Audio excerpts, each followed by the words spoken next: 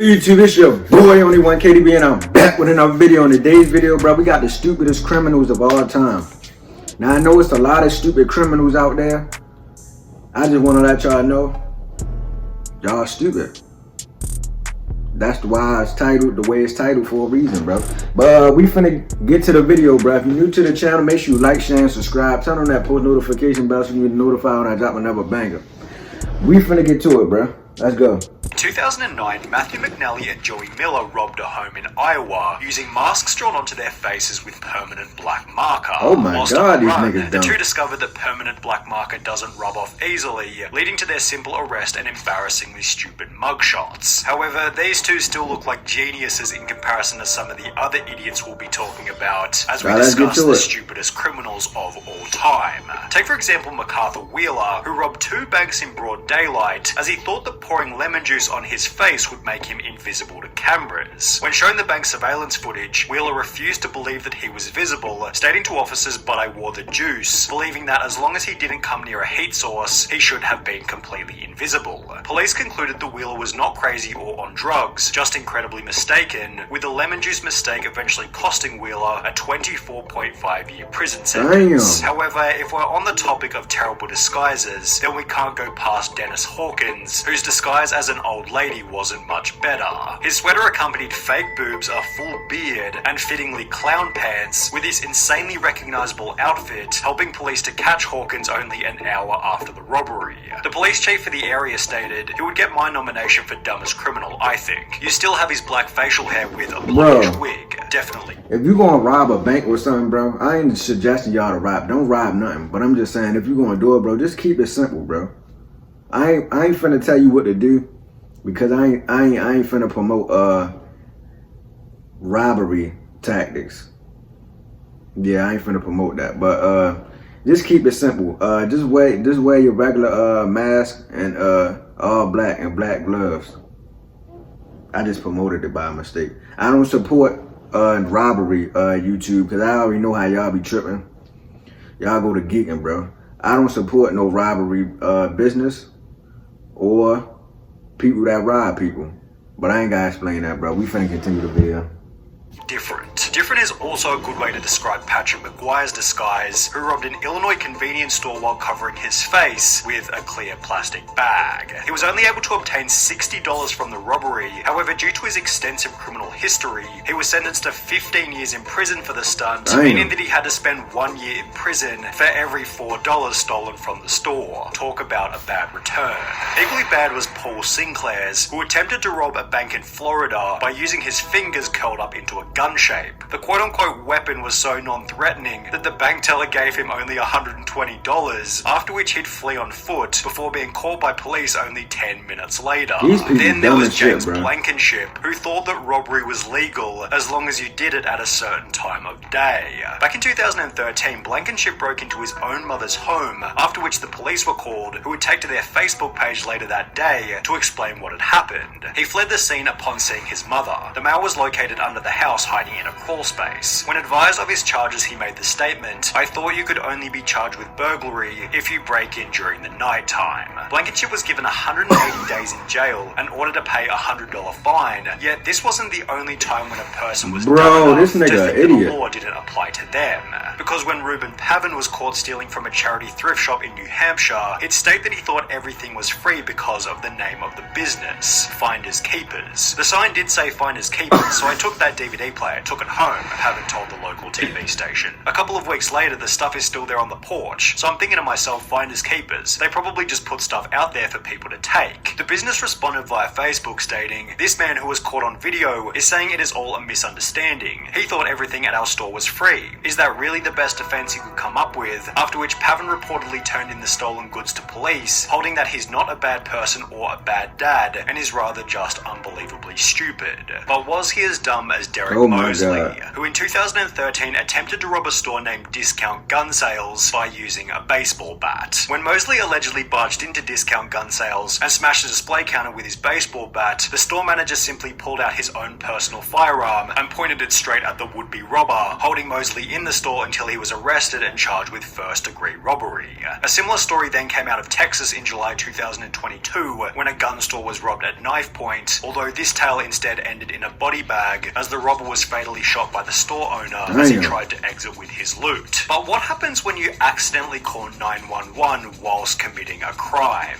Pocket dialing the police is probably a fairly common occurrence. However, for Carson Reinhardt and Nathan Teklemariam, it happened at the most unfortunate moment, specifically while they were breaking into a car. The alert dispatcher soon realized that the call was an accidental one, and moreover that the guys on the other end might be up to no good. For the next 35 minutes, the dispatcher stayed on the line, listening and gathering information, as Teklemariam and Reinhardt did the following. Discovered a car that they thought they could burglarize, discussed how to break into the car, allegedly broke into the car, exclaimed in delight over finding narcotics in the car, became confused as to how and why a police car was following them, and reacted in disbelief when the arresting officer revealed that they'd been on the line to 911 the entire time. Scott Simon found himself in a similar situation, although under much more severe circumstances. Whilst on trial for murder in 2015, Scott was successfully sentenced to life in prison, as 2 years prior he'd pocket-dialed the police while admitting to a friend that he was the one who committed the crime. He had no idea he called 911, a sheriff's office spokeswoman told the Miami Herald. He basically told on himself, as did Albert Bailey, although in a much stupider way.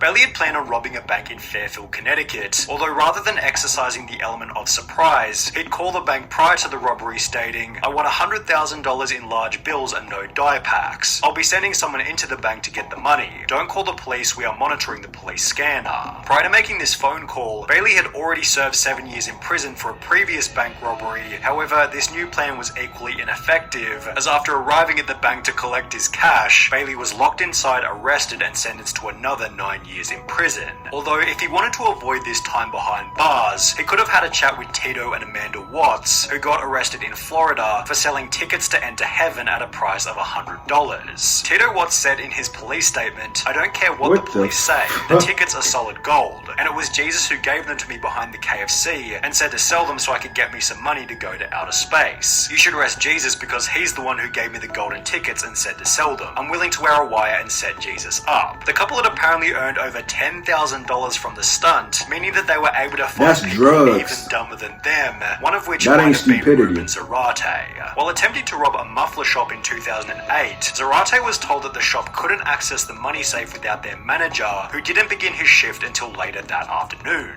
Instead of bailing on the robbery, Zarate instead gave them his phone number, asking them to give him a ring the next time the manager was in. They did so later that afternoon, although after returning to the store, Zarate received no money and was instead met by police and charged with aggravated robbery. Then there was the man who gave the people he was robbing something even stupider. The unnamed robber walked into a London bank carrying a gun and a bag, which he'd take to the front desk before demanding £700,000 in cash from the bank worker. But after making his demands, the crook handed over his gun to the cashier instead of the bag. Investigating authorities stated, "The guess is that he is very inexperienced and panicked when he approached the cashier, handing over his gun instead of a bag by mistake." But it was Trevor Jones who left an even more damning piece of evidence at his crime scene. After breaking into a house in Atlanta, Jones took a moment to check his Facebook on the owner's computer before leaving without logging out. Less than 3 years later, a similar story entered news headlines, reading, "A 26-year-old Minnesota man has been tracked down by police after leaving his Facebook profile logged in at a house he allegedly robbed," although this story has a much funnier ending. The homeowner decided to message the robber via his Facebook, stating, "You left a few things at my house last night, how can I get them back to you?" which was followed by the robber agreeing to come back to the home so he could collect the stuff he forgot. However, the robber didn't get any of his items back and was instead arrested while still wearing a watch that he'd stolen from the night before. While both of these idiots used social media poorly, at least they didn't brag about the robbery in a YouTube video, as is what happened in the bizarre case of Hannah Sabata. In 2012, at the age of 19, Sabata stole $6,000 from a bank in Nebraska, and while almost anybody else would have simply kept quiet, Hannah instead took to her YouTube channel Jelly Beanie to upload a video titled Chick Bank Robber, in which she'd straight up admit to having just committed a robbery.